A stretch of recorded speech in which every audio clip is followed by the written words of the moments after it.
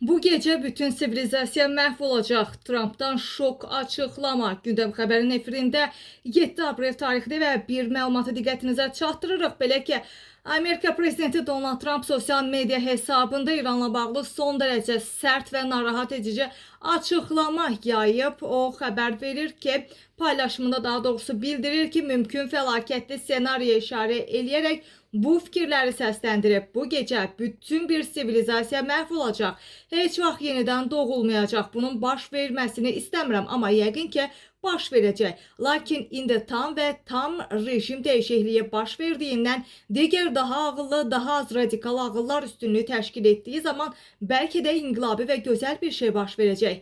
Kim bilir? Bunu bu gecə dünyanın uzun və mürəkkəb tarixinin ən vacib anlarından birində biləcəyik. 47 illik şantaj, korrupsiya və ölüm nəhayət ki sona çatacaq.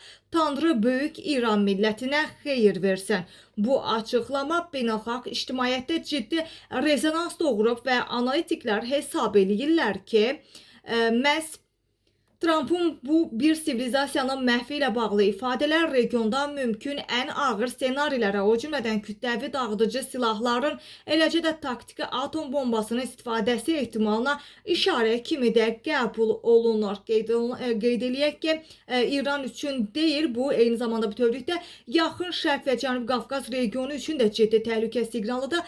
Belə bir senari enerji bazarlarından tutmuş təhlükəsizlik arxitekturasına qədər geniş miqyaslı nəticələr doğura bilər. Xatırladaq ki, Donald Trump'ın təslim olması üçün İrana verdiyi zaman bu gecə saat 20:00-da bitmiş olacaq.